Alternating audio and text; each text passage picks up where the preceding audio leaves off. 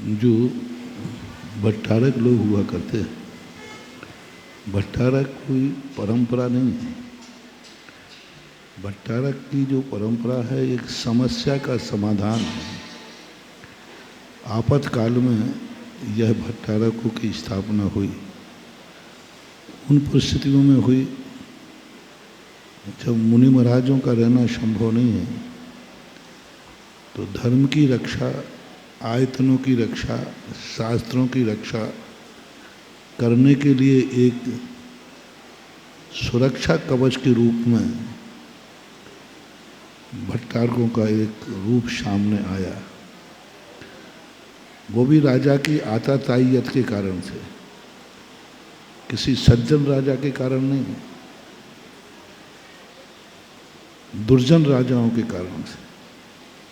दुर्जन राजाओं ने अपनी दुर्जनता के परिणाम स्वरूप दिगंबर मुनियों के लिए जो नकारात्मक सोच बनाए, उसकी एक समस्या के समाधान के लिए बनाया गया था।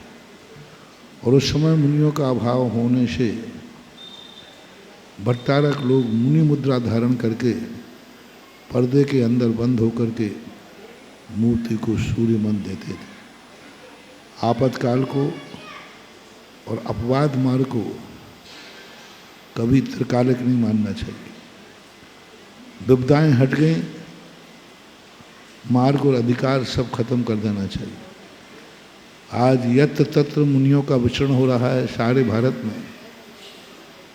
आपातकाल में मुनियों की बागडोर भट्टारकों ने संभाली थी। अब मुनि महाराज लोग आ गए हैं, उनके अधिकार उनके पास ही रहना चाहिए।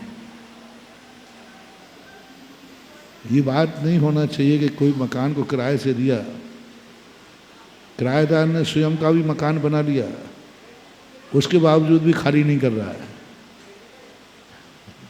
खाली नहीं कर रहा है, तो ये तो राठौड़ी कहलाती है। इसलिए अब मुनियों के अधिकार मुनियों के पास ही रहना चाहिए। हमारे पूज्य आचार्य महाराज ने कहा था एक बार कि कोई व्यक्ति ने किसी एक नाटक करने के लिए एक भेष धारण किया, लेकिन बाद में उन नाटक करने वाले को भेष इतना अच्छा लगा कि वही भेष ही उसकी ड्रेस बन गई। तो भट्टारक पद तो एक ऐसी नाटकीय व्यवस्था थी जिसके कारण से हम धर्म को सुरक्षित कर सकें, इसमें कोई संदेह नहीं है। भट्टारकों ने बहुत सुरक्षा की, भट्टारकों ने बहुत बड़ा कार्य किया है।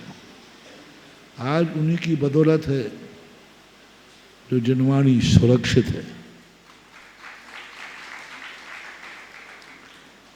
लेकिन बस इतना ही है उसमें कि वो आपातकाल तक ही उसकी व्यवस्था थी, अब उसकी ज़रूरत नहीं है। और अब सूर्य मंत्र आदि भट्टारकों की अपेक्षा मुनियों को ही देना श्रेयस्कर है, यही होना चाहिए।